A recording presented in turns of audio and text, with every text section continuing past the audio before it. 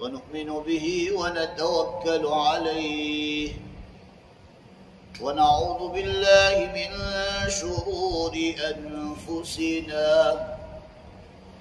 ومن سيئات أعمالنا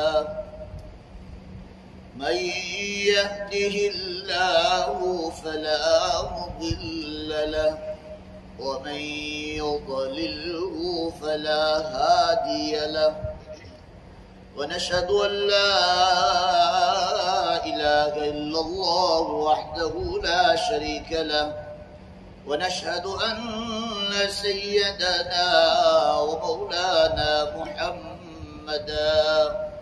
محمدا عبده ورسوله. قال الله تبارك وتعالى في القرآن المجيد والفرقان الحميد: أعوذ بالله من الشيطان الرجيم. بسم الله الرحمن الرحيم. والذين جاهدوا فينا لنهدينهم سبلنا وإن الله لمع المحسنين. صدق الله مولانا العظيم وصدق رسوله النبي الأمي الكريم ونحن على ذلك لمن الشاهدين والشاكرين والحمد لله رب العالمين.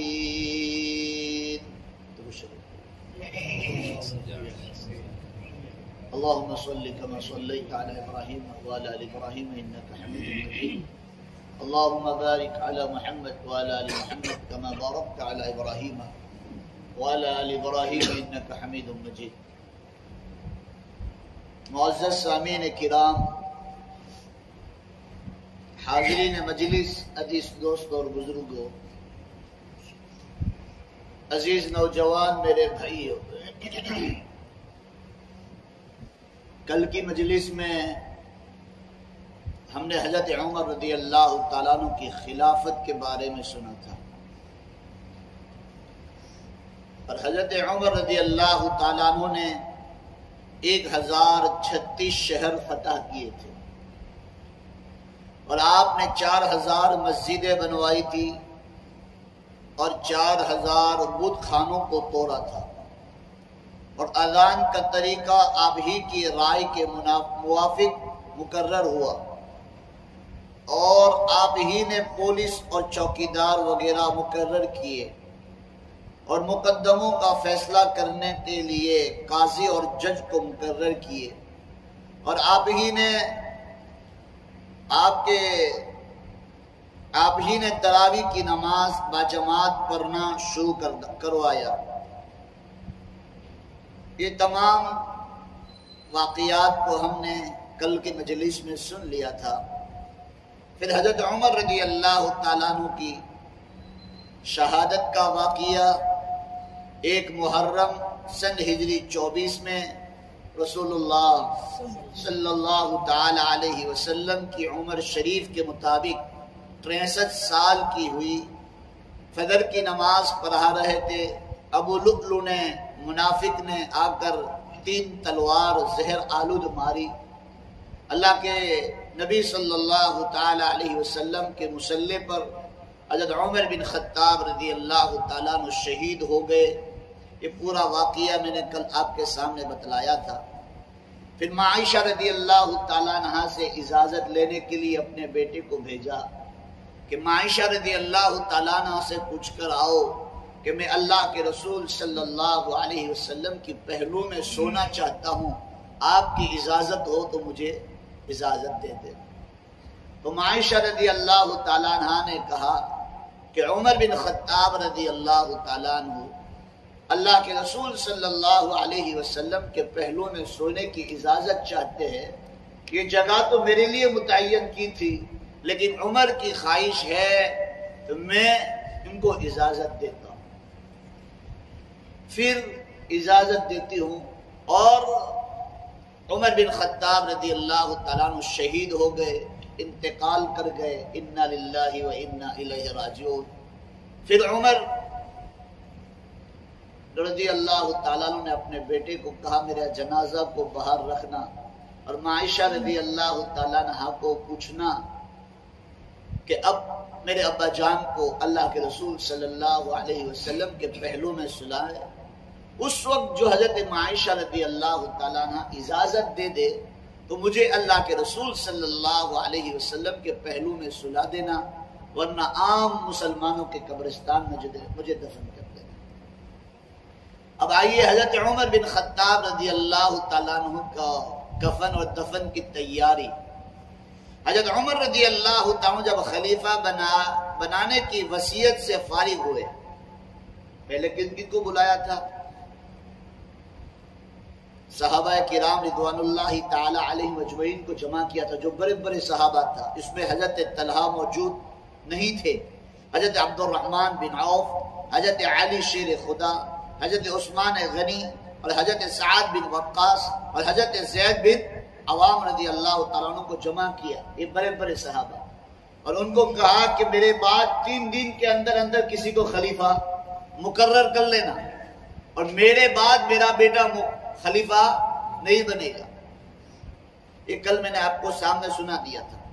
حضرت عمر رضی اللہ تعالیٰ عنہ جب خلیفہ بنانے کی وصیت سے فارغ ہوئے تو اپنے گھر والوں سے فرمایا کہ میرے مرنے پر صبر کرنا، وَبَشِّرِ الصَّابِرِينَ الَّذِينَ إِذَا أَصَابَتْهُمْ مُصِيبَةٌ قَالُوا إِنَّا لِلَّهِ وَإِنَّا إِلَيْهِ رَاجِعُونَ۔ یہ قالوا إِنَّا لِلَّهِ وَإِنَّا إِلَيْهِ رَاجِعُونَ ہم کب پڑھتے ہیں؟ کہ کوئی مر جاوے تو پڑھتے ہیں، حالانکہ کوئی نقصان بھی پہنچ جائے، کوئی حالات آ جائے، کوئی مصیبت پہنچ جائے، تو اس وقت بھی کیا پڑھنا چاہیے؟ إِنَّا لِلَّهِ وَإِنَّا إِلَيْهِ رَاجِعُونَ۔ یا اللہ یہ تیرا ہی تھا اور تیرے ہی پاس آنے کے، اور واپس تیرے ہی پاس لوٹنے والے، یہ تیری ہی چیز ہے، ہماری نہیں ہے، تو نے استعمال کے لیے دی ہے، جب چاہے تو واپس لے سکتا ہے۔ حضرت عمر رضی اللہ تعالیٰ نے جب خلیفہ بنانے کی وصیت سے فارغ ہوئے تو اپنے گھر والوں سے فرمایا کہ میرے مرنے پر صبر کرنا، اور میرے کفن اور دفن میں بے جا خرچ نہ کرنا، بے جا یعنی فضول خرچی نہ کرنا۔ اگر اللہ نے چاہا تو مجھے اچھے سے اچھا لباس عطا فرمائے گا، ورنہ یہ بھی نہیں رہے گا۔ اور قبر کے معاملے میں بھی یہی سمجھو کہ اگر اللہ نے چاہا وہ اس کی جنت کا باغ بنا دے گا۔ قبر کس کا باغ بنا دے گا؟ جنت کا باغ بنا دے گا،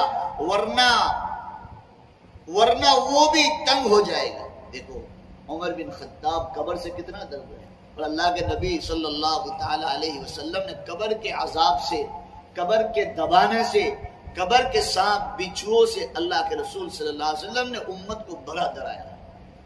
حضرت سعد رضی اللہ عنہ کی موت پر اللہ کے نبی صلی اللہ علیہ وسلم پنجے پہ چل رہے ہوں، یوں چل رہے ہیں۔ صحابہ نے پوچھا یا رسول اللہ، یا حبیب اللہ، یا نبی اللہ، کیا بات ہے، آپ پر زمین تنگ ہو چکی ہے، کیوں آپ پنجوں پر چل رہے ہیں؟ اللہ کے رسول صلی اللہ علیہ وسلم نے فرمایا سعد کے جنازے پر اللہ نے آسمانوں سے اتنے فرشتے نازل فرمائے، اتنے فرشتوں کو اتارا ہے کہ مجھے پورا پاؤں رکھنے کی کہیں جگہ نہیں مل رہی۔ پھر ایک صحابی رضی اللہ تعالیٰ کو اندر دفن کیا، اور دفن کرنے کے بعد اللہ کے رسول صلی اللہ علیہ وسلم نے فرمایا قبر کسی کو چھوڑتی نہیں ہے۔ پھر اللہ کے رسول صلی اللہ علیہ وسلم نے دونوں ہاتھوں کے اشارے سے بتلایا، ایک انگلی دوسرے کی انگلیوں میں ڈال کر بتایا کہ قبر جب دباتی ہے تو ایک پسلی دوسرے پسلی کے اندر چلی جاتی ہے۔ اللہ میری اور آپ کی پوری امت کی اللہ تعالیٰ قبر سے دبانے سے، قبر کی ہولناک منزلوں سے اللہ حفاظت فرما۔ اور دفن کرنے میں جلدی کرنا، کیا کہا؟ اور قبر کے معاملے میں بھی یہی سمجھو کہ اگر اللہ نے چاہا تو وہ اس کو جنت کا باغ بنا دے گا، ورنہ وہ بھی تنگ ہو جائے گی۔ اور دفن کرنے میں جلدی کرنا، اس لیے کہ اگر اللہ کے نزدیک اچھا ہوں تو اس کی رحمتوں اور نعمتوں میں جلدی پہنچ جاؤں، اور اس دنیا کے قید خانے سے چھٹ جاؤں گا۔ اور اگر میں اللہ کے نزدیک اچھا نہ ہوا تو تمہارے کندھوں پر سے بوجھ اتر جائے گا۔ کتنا بڑا آدمی کیا کہہ رہا ہے، اور آج ہمارا کیا حال ہے؟ تھوڑا سوچو۔ مولانا کھڑے رہ جاؤ نا، 10 گھنٹے ہو گئے میت کو گھر میں پڑا ہوا ہے، اس کی راہ دیکھ رہے، اس کی راہ دیکھ رہے۔ اللہ کے رسول صلی اللہ علیہ وسلم نے فرمایا کہ جب کسی کی میت ہو جائے اس کو جلدی سے کیا کرو، قبر تک پہنچا دو۔ بچہ بالغ ہو جائے تو جلدی سے شادی کر لو۔ حضرت عمر بن خطاب رضی اللہ تعالیٰ نے وصیت فرمائی کہ مجھے جلدی سے دفن کر دینا، رکھنا نہیں۔ ہم لوگ کتنے رواج میں پڑ چکے ہیں کہ میت اپنے گھروں میں راتوں رات پڑا رہتا ہے۔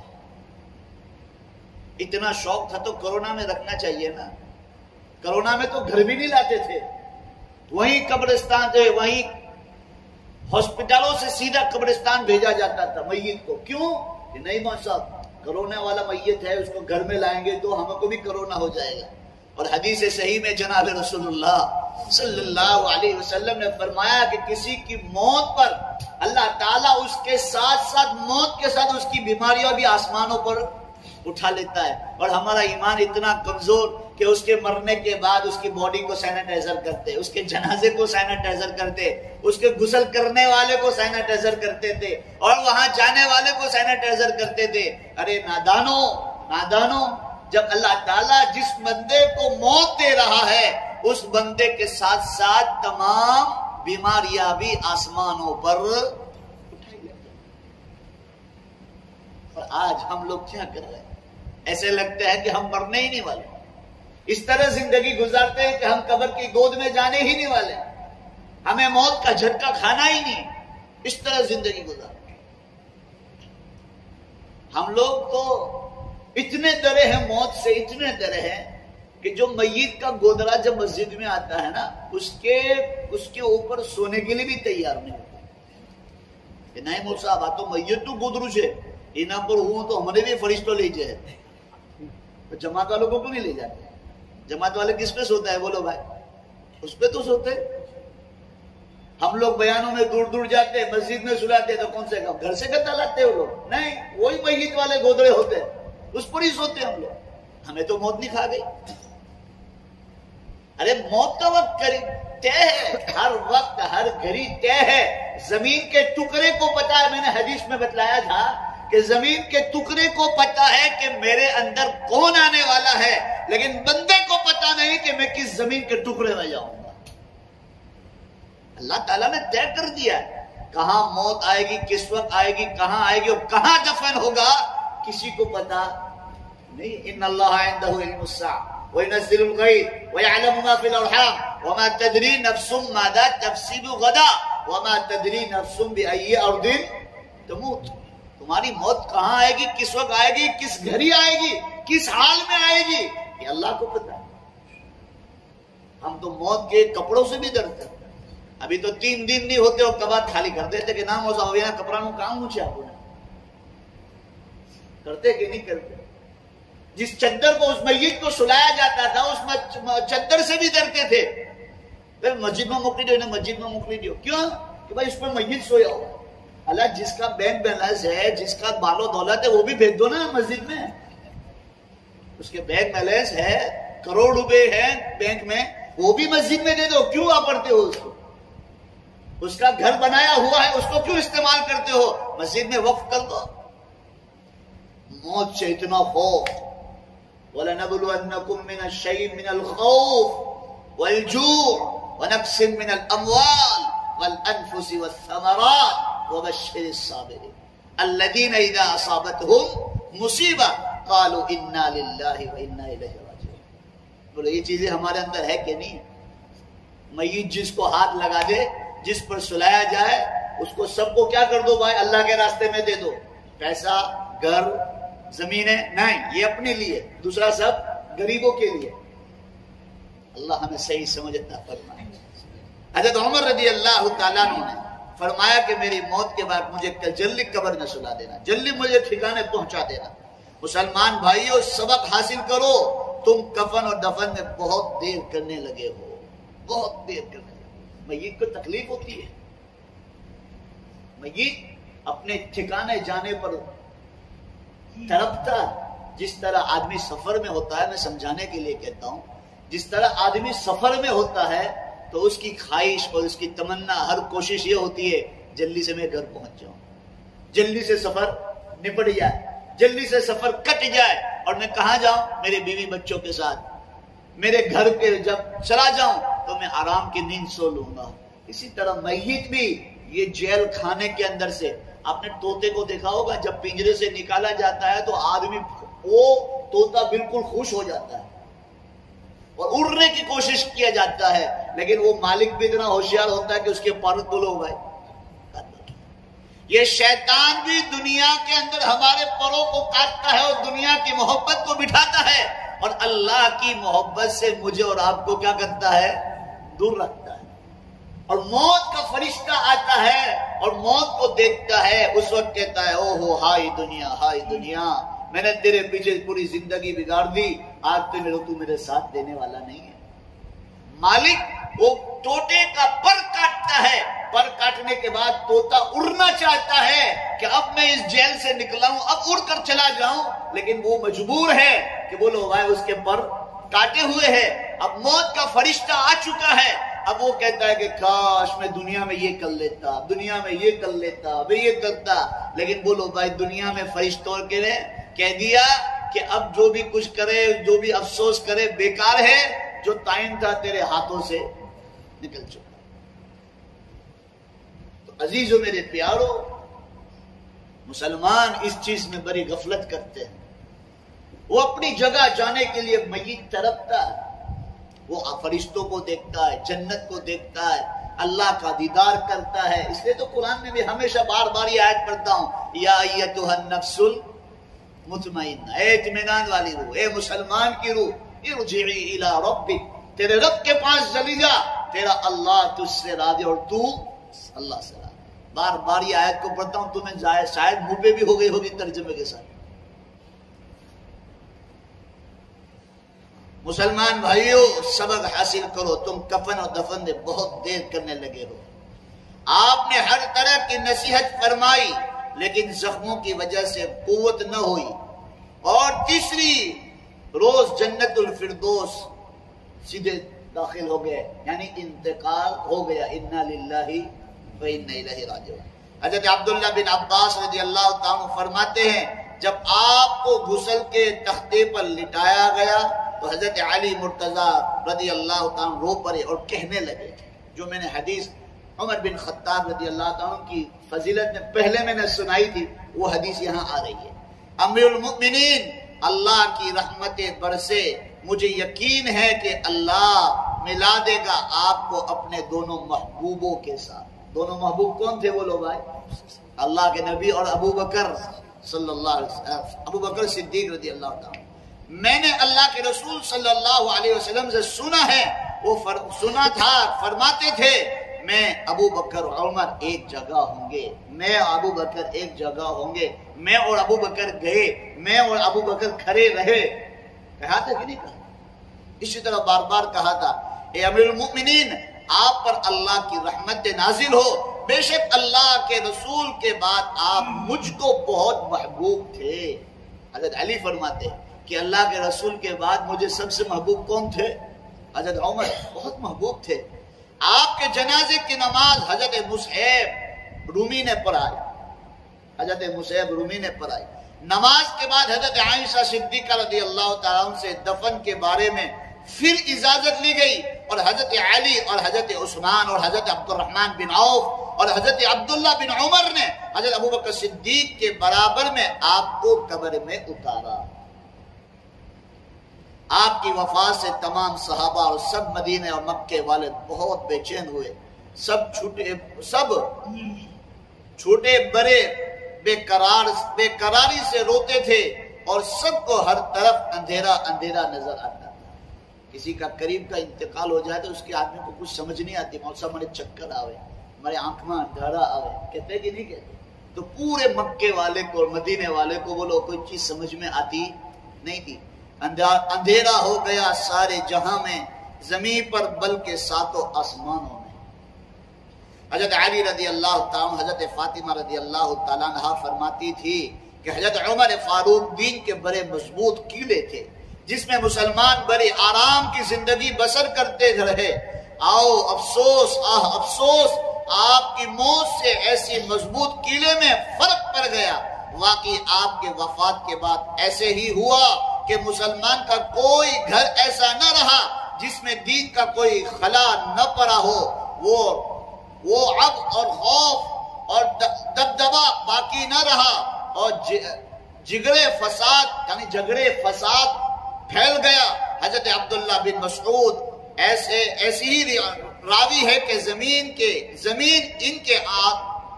زمین کے آنسو سے تر ہو گئی، یعنی عبداللہ بن مسعود اور حضرت عمر بن خطاب رضی اللہ عنہ کی موت پر اتنے روئے کہ ان کے آنسو سے زمین کیا ہو گئی؟ تر ہو گئی، بک گئی۔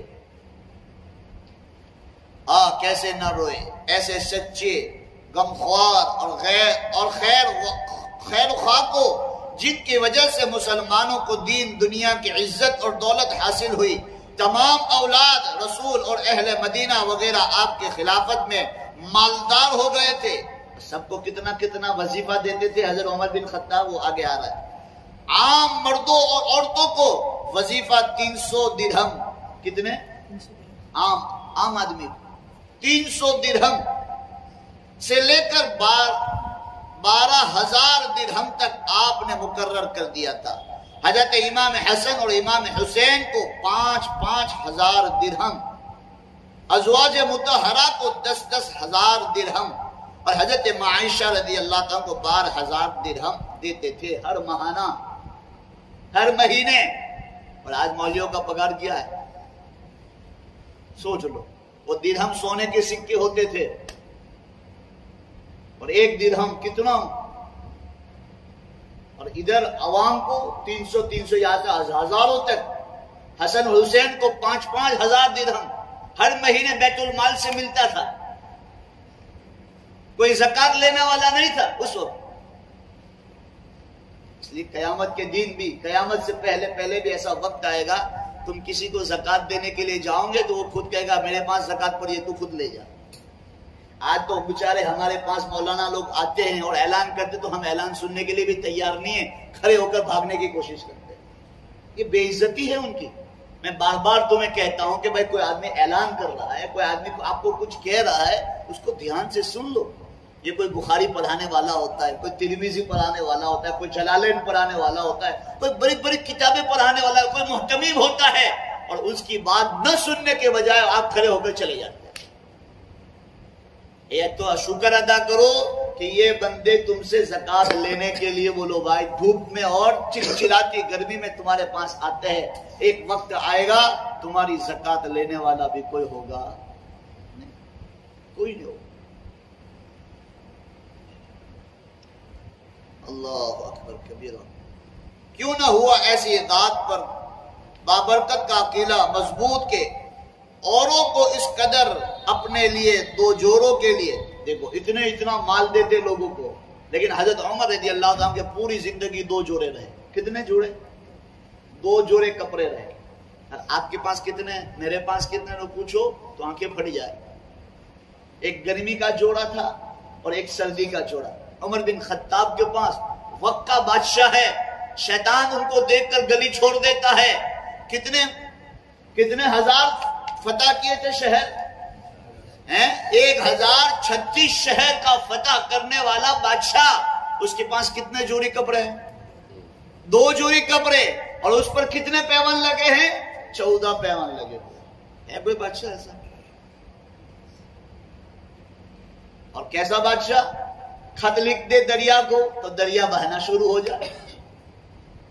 خط لکھ دے، اب تو میرے میسج پر اور آپ کے میسج پہ کوئی جواب دیوے نہیں دیوے کوئی گارنٹی نہیں ہے، آپ کو کوئی ریپلائی دیوے نہیں دیوے کوئی گارنٹی نہیں ہے۔ لیکن حضرت عمر بن خطاب رضی اللہ عنہ نے خط لکھا کہ اللہ کے حکم سے وہاں ایک بلی دینی پڑتی تھی ہر سال، اس کے اندر ایک خوبصورت عورت کو بلی دینی پڑتی تھی، تب جا کر وہ دریا کیا ہوتا تھا؟ بہتا تھا۔ اور وہاں سے کہلوایا کہ یہ دریا خشک ہو چکا ہے، اور ہر سال کی طرح ایک عورت کو یہ مانگتا ہے۔ یہ شیطانی چال تھی۔ تو حضرت عمر بن خطاب رضی اللہ عنہ نے خط لکھا کہ تو اللہ کی طرف سے بہتا ہے تو بہ لے، ورنہ اللہ کی طرف سے نہیں بہتا ہے تو تیرے بہنے کی ہمیں کوئی ضرورت نہیں۔ بولے یہ خط کس کو پہنچا دینا؟ دریا۔ کون خط بھیج رہا ہے؟ عمر بن خطاب۔ اور کس کو بھیج رہا ہے؟ عقل میں بات آئے گی؟ خط بھیج رہا ہے ندی کو، دریا کو، کہ اللہ کے حکم سے بہتا ہے تو بہ، اور اللہ کے حکم سے بہنا نہیں ہے تو مت بہ، ہمیں بھی تیری کوئی ضرورت نہیں۔ خط گرا اور مسلمانوں بہنا شروع ہو گیا، اور آج تک بہتا ہے اور قیامت تک بہتا رہے گا۔ قرآن پاک میں 14 جگہ قرآن پاک کی آیت ہے جہاں مشورہ دیا عمر نے، اللہ نے آسمان سے قرآن پر اتار دیا، قرآن بنا کر اتار دیا۔ 14 جگہ ایسی ہے۔ اللہ کے رسول صلی اللہ علیہ وسلم کو کہنے لگے اللہ کے رسول، یہ عورتیں عشاء کی نماز پڑھنے میں اندھیرے میں آتی ہے، ان کو الگ سے کہا جائے کہ اپنے اپنے گھروں پر نماز پڑھو، ہو سکتا ہے کوئی بدماش اور ان کی عزت پر ہاتھ ڈالے۔ اللہ کے رسول صلی اللہ علیہ وسلم نے یہ مشورہ دیا عمر بن خطاب نے، اللہ نے پردے کی آیت اتار دی۔ اتاری کہ نہیں اتاری؟ اللہ کے رسول صلی اللہ علیہ وسلم کو کہنے لگے اللہ کے رسول میرے دل چاہتا ہے مقام ابراہیم پر میری 2 رکعت نماز پڑھنے کا دل چاہتا ہے، اللہ نے قرآن پاک کی آیت اتار دی، مقام ابراہیم مصلی، 2 رکعت۔ تو آپ 7 چکر لگاؤں گے طواف کے؟ میں اس لیے کہتا ہوں کہ کبھی بھی نیکی کرو، عبادت کرو تو علماء سے مشورہ کر لو، علماء کو پوچھو کہ یہ عبادت کس طرح کی جاتی ہے۔ بس اپنی طرف سے عبادت کرے تو نہیں چلے گا، اس کے بھی کوئی قاعدے قانون ہوتے۔ میں ابھی 2019 میں عمرہ میں تھا، تو ایک چچا تھے، 70-80 سال کے چچا ہوں گے، بڑے صحت مند ہوں گے ہمارے بانگی صاحب کی طرح ماشاءاللہ۔ تو وہ طواف کر رہے تھے، میرے طور میں آئے تھے یا میرے کمرے کے بازو میں رہ رہے تھے، سننے جیسا تھا۔ تو میں نے چچا کو کہا کہ چچا 10 دن میں نے 9 عمرہ کی ہے مسجد عائشہ سے۔ تو آپ نے کتنے عمرہ کیے؟ کہ بیٹا عمرہ تو نہیں کیا لیکن میں نے 70 طواف کیے۔ میں نے کہا کتنے؟ 70 طواف کیے۔ میں نے کہا ہمارا تو ایک طواف میں پلنیاں جواب دے دیتی اور پاؤں جواب دے دیتے، آپ تو اس نے 70 گجراتی میں کہا 70 طواف کیے۔ بولے قاری صاحب اس میں کیا دھار مارنے کی ہے؟ حجر اسود سے شروع کیا، حجر اسود پر ختم کیا، ایک چکر، ایک طواف ہوا، پھر دوسرا چکر، دوسرا طواف ہوا۔ وہ چاچا اس طرح تھوڑی طواف ہوتا ہے۔ طواف کا معنی یہ ہے کہ آپ نے حجر اسود سے شروع کیا، استلام کیا، پھر آپ نے کعبۃ اللہ کا طواف کیا، پھر حجر اسود پر آئے، واپس استلام کیا، دوسرا طواف کیا، اسی 7 چکر پر ایک طواف ہوا۔ کتنے چکر پر بولو بھائی؟ 7 پر ایک۔ پھر وہاں پر مقام ابراہیم پر 2 رکعت نماز پڑھو، پھر مقام ابراہیم کے بعد صفا مروہ پر جاؤ، ادھر پہاڑی سے ادھر پہاڑی پر چکر لگانے ہیں۔ یہ ایک چکر، پھر دوسرا چکر، پھر تیسرا چکر، پھر چوتھا چکر، اس طرح 7 چکر لگانے ہیں۔ اور 7 چکر لگانے کے بعد بولو بھائی صفا مروہ کا ایک طواف ختم ہوتا ہے۔ بولے مولوی صاحب میں نے کہا اس طرح کیا؟ میں نے کہا اب دم دو۔ احرام سے نکل گئے، طواف بھی اس طرح کیا، اور اے بولو بھائی عمرہ بھی اس طرح کیا۔ تو پتا چلا کہ مسلمانوں کتاب لکھنے والے، جس نے کعبۃ اللہ پر کتاب لکھی ہے ملا علی قاری رحمۃ اللہ علیہ، سنو، ایک ہوتا ہے نالج اور ایک ہوتا ہے انوبھو۔ کیا ہوتا ہے بولو زور سے؟ ایک ہوتا ہے نالج، تمہارے پاس علم ہو، اور ایک ہوتا ہے انوبھو۔ تو یہ علم تو سب کے پاس ہے لیکن انوبھو یہ بہت کم لوگوں کے پاس ہوتے ہیں۔ ملا علی قاری رحمۃ اللہ نے پوری کعبۃ اللہ پر کتاب لکھی، لیکن جب وہ حج کرنے گئے تو خود الٹا طواف کر رہے ہیں۔ تو پتا چلا علم تو ہوگا لیکن اس کے ساتھ ساتھ بولو بھائی انوبھو بھی ہونا ضروری ہے۔ اس لیے کہا کرتے ہیں کہ اللہ والوں کی صحبت میں بیٹھو، وہ بڈھے ہو گئے لیکن ان کے پاس، ہمارے پاس صرف علم ہے، ان کے پاس علم بھی ہے اور انوبھو بھی ہے۔ کیا ہے بولو زور سے؟ اس لیے جتنا ضعیف استاد ہوگا اتنا طالب علم مضبوط بن کر نکلے گا۔ کیوں؟ کہ وہ صرف علم نہیں سکھائے گا، وہ علم کے ساتھ ساتھ انوبھو بھی بتلائے گا کہ میں نے یہ کیا تو یہ ایسا ہوا، میں نے ایسا کیا تو ایسا ہوا۔ یہ انوبھو کے ساتھ تمہیں نالج دے گا تو تمہارے نالج کے اندر اور علم کے اندر بڑھوتری پیدا ہوگی۔ 2013 میں عمرہ کرنے کے لیے گیا تو میں دیکھا کہ ایک بہت بڑا عربی سنو، کعبۃ اللہ کا دیدار اسے ہی ہوتا ہے جسے اللہ پیار کرتا ہے۔ آج کتنے ہمارے ہندوستانی اور پاکستانی بھائی ایسے لوگ ہیں کہ وہاں ہزاروں روپے، لاکھوں روپے وہاں خرچ کر جاتے ہیں، لیکن عصر کی نماز وہاں اول وقت پہ ہوتی ہے تو وہ لوگ سو رہتے ہیں، دوپہر کا کھانا کھا کر نم نم علیک اللیل طویل سو رہتے ہیں۔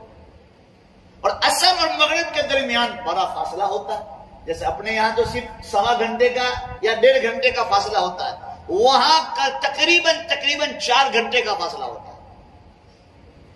تو ہمارے ظہر کی نماز پڑھتے ہیں، وہاں ظہر کی نماز پڑھ کر وہ سیدھے وہاں پہ روم میں جا کر سو جاتے ہیں، اور عصر کی نماز بستر میں ہو رہی ہے، پھر پڑھتے ہیں کمرے میں۔ تو یہ محرومی ہے۔ اور کعبۃ اللہ کے اندر ایک فرض نماز پڑھنا، اللہ کے رسول صلی اللہ علیہ وسلم نے فرمایا 1,00,000 نماز کا ثواب عطا کرے گا۔ جو مسجد نبوی میں آ کر نماز پڑھے گا اس کو 50,000 نماز کا۔ لیکن آج ہم لوگ پیسہ خرچ کر جاتے اور وہاں جا کے سو رہے تو فجر کی نماز اللہ ماشاءاللہ ہندوستانی پاکستانی پڑھتے ہو، آنکھوں سے دیکھا ہے یہ باتیں۔ پھرتے شاپنگ، پوری رات شاپنگ کرتے، کہیں کلکتہ بازار نے، کہیں بن داؤد نے، کہیں ٹاور میں نے، یہ ٹاور میں نے، وہ ٹاور نے وہ کیا کہتے ہیں اس کو، وہ کھانے کے لیے چلے جاتے ہیں، ادھر چلے جاتے ہیں۔ گھومنا کوئی منع نہیں ہے، لیکن جب فجر کی اذان ہو تو اٹھ ہی جاؤ۔ البیک کھانے چلے جاتے لوگ جدہ تک، میں بھی جاتا ہوں، اس میں کوئی بری بات نہیں ہے، البیک وہاں کا مشہور ہے، کھانا چاہیے، اور مدینے کی چیز شوق سے کھانی چاہیے۔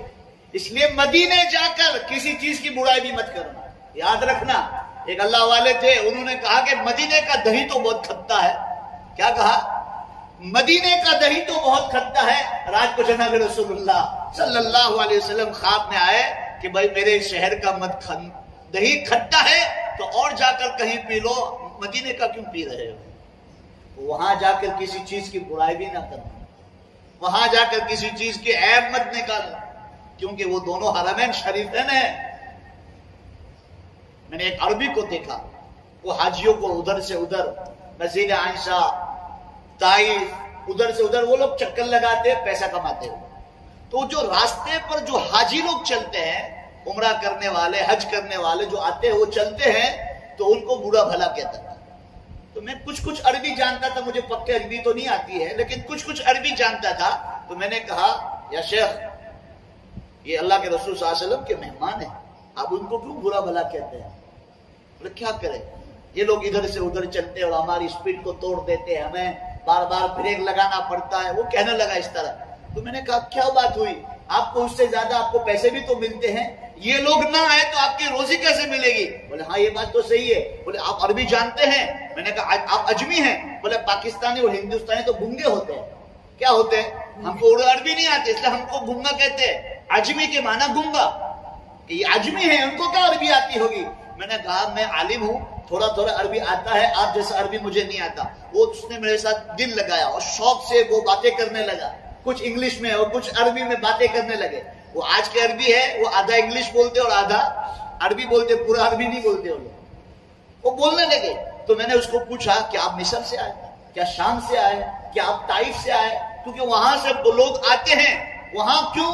کہ وہاں بھاری گاڑی کو کرائے پہ لے جا کر وہ لوگ طواف کر رہے ہو، لوگوں کو زیارت کروا کر وہ پیسے کماتے ہیں۔ تو میں نے کہا آپ کہاں کے؟ طائف سے آئے، شام سے آئے یا یہاں سے آئے؟ تو کہا نہیں، میں مکہ مکرمہ کا ہی ہوں۔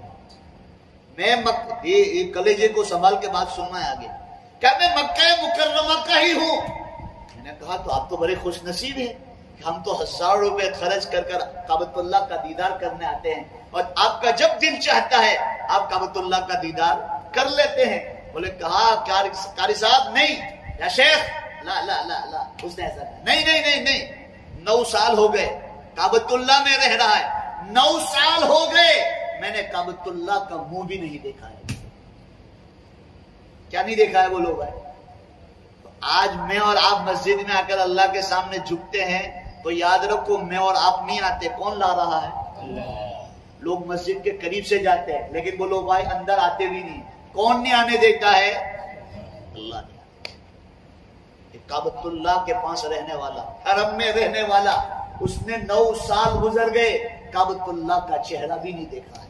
اور اللہ کے رسول صلی اللہ علیہ وسلم نے فرمایا جب کعبۃ اللہ پر پہلی نظر پڑتی ہے اور جو بندہ دل بھر کر جو دعائیں مانگتا ہے اللہ اس کو قبول کر لیتا ہے، اور جس نے کعبۃ اللہ کو زندگی بھر میں اس کا دیدار کر لیا، اللہ کے رسول صلی اللہ علیہ وسلم نے فرمایا اس کی گارنٹی لیتا ہوں اس کی موت آئے گی تو ایمان کی حالت میں موت آئے گی۔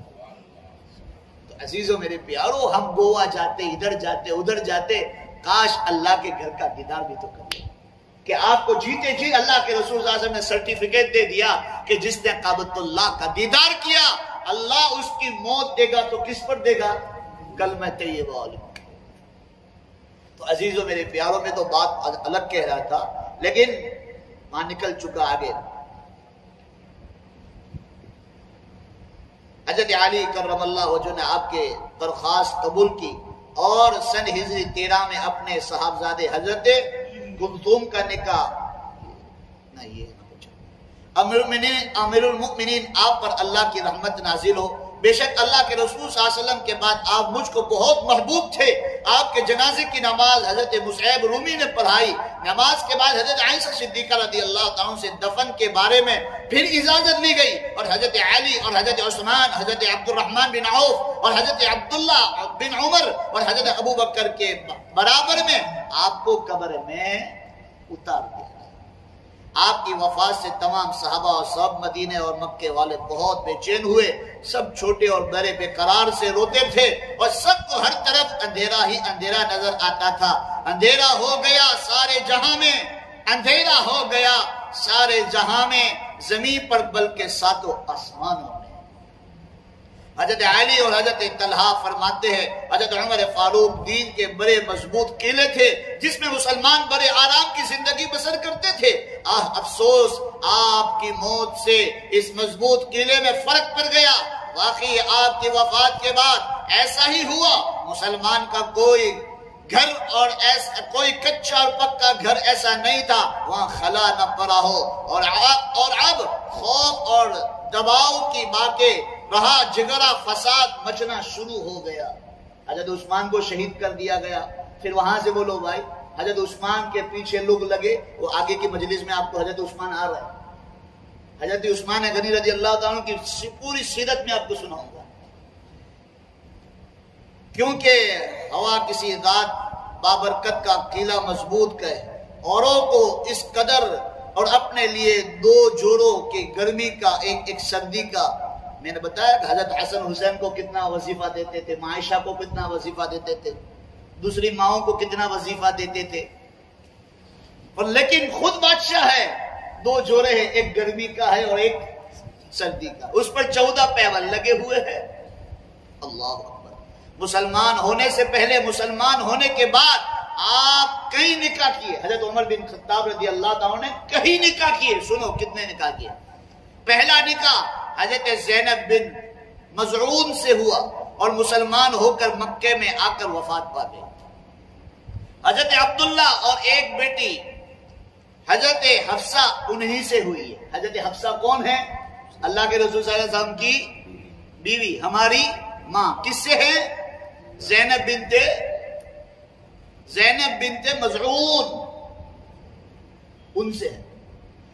حضرت عبداللہ بہت بڑے شان کے صحابی ہے، حضرت حدیث فقہ میں بڑے عالم مانے جاتے ہیں، اور تمام لڑائیوں میں آپ کا کافروں سے لڑتے تھے۔ دوسرا نکاح حضرت ام سلمہ کی بہن سے کیا، وہ مسلمان نہ ہوئی اس لیے ان کو چھوڑ دیا۔ ایک بیٹا عبداللہ اس سے پیدا ہوا تھا۔ تیسرا نکاح اور کیا مگر وہ بھی مسلمان نہ ہوئی، اس کو بھی چھوڑ دیا۔ چوتھا نکاح کیا، اس کو طلاق دے دی۔ کتنے نکاح کی حضرت عمر نے؟ آپ سوچ لیجئے بھی مت کہ میں 4 نکاح کروں گا، یہاں تو ایک سے پیٹ بڑھ گیا ہے، ایک کو جواب نہیں دیتے۔ ہاں وہ مل جائے گا تو انشاءاللہ چلے جائیں گے کشمیر۔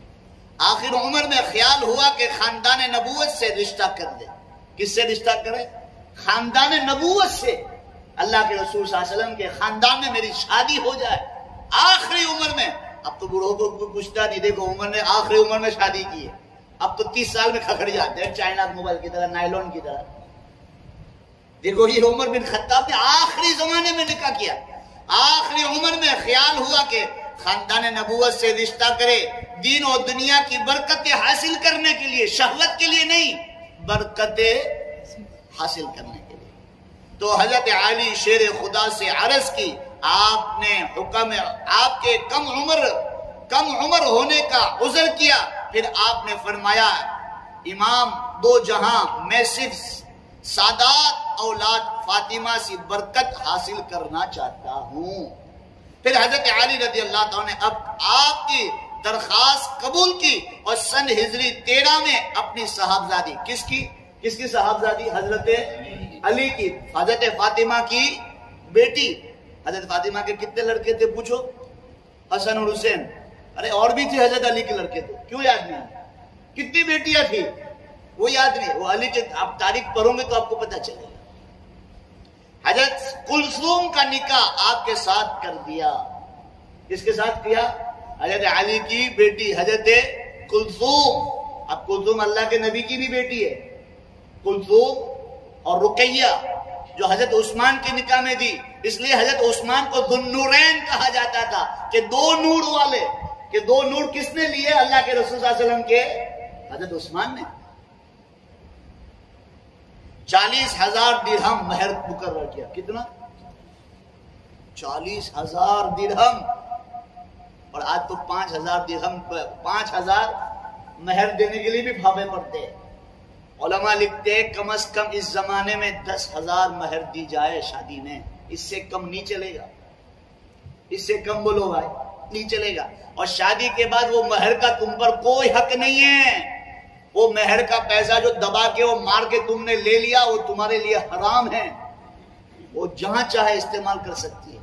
ہاں وہ عورت خوشی سے دے دے کہ لا آپ استعمال کر لو, مجھے کیا ضرورت ہے, آپ مجھے دیتے ہیں, تو یہ خوشی سے عورت دے دے مہر کا پیسہ تو آپ لے سکتے ہیں. لیکن بولو بھائی زبردستی نہیں لے سکتے. بعض شیعہ مذہب کے لوگوں نے نکاح کا انکار کرتے ہیں, حالانکہ بڑے بڑے تاریخ دانوں نے اس کا نکاح لکھا ہوا ہے. حضرت عمر کا حلیہ شریف, حضرت عمر کیسے لگتے تھے؟ یہ آخری روایت سن لو. آپ کا رنگ گندمی تھا. گہوں کیسا ہوتا ہے؟ گہوں اس مانند رنگ تھا. قد مبارک اتنا لمبا تھا کہ ہزاروں آدمیوں کے مجمع میں کھڑے رہتے تھے تو سب سے اونچے نظر آتے تھے, سب سے اونچے. اور آپ سب سے اونچے نظر آتے تھے. رخسار پر گوشت کم, داڑھی مبارک گھنی اور سینہ مبارک چوڑا, اور آگے کے بال اڑے ہوئے تھے. حضرت عمر کے یہ آگے کے بال اڑے ہوئے تھے, سر کے بال آگے سے اڑ گئے. حضرت عمر مونچھ بری بری رکھتے تھے, آگے کے بال قدرتی چلے گئے. رف کینچی نہیں ملوائی تھی وہاں. آج کے جوان تو رف کینچی ملواتے ہیں, اور رف کینچی مروا کے بولو بال کو کم کر دیتے, کچھ بڑے کچھ چھوٹے. اللہ کے رسول کے قدرتی یہ بال, بولو بھائی اللہ کے حضرت عمر کے قدرتی یہ بال اڑ گئے. مجھے بری بری تھی, بال ابھرے ہوئے اور گوشت کم تھا, داڑھی گھنی, سینہ چوڑا. یہ پہلوان کی علامت ہے. اب آگے آئیے تیسرا خلیفہ حضرت عثمان کے حالات و کمالات. کچھ تو انشاءاللہ کل کی مجلس میں ہم سنیں گے انشاءاللہ العزیز. اللہ تعالی ہمیں صحابہ سے سچی اور پکی محبت نصیب فرمائے. اللہ ان کے صدقے میں ہمیں دین کے لیے قبول فرمائے, دین کی صحیح سمجھ عطا فرماوے. اللہ تعالی ہمیں قرآن و حدیث سے خوب محبت عطا فرمائے. آمین. وآخر دعوانا ان الحمدللہ رب العالمین.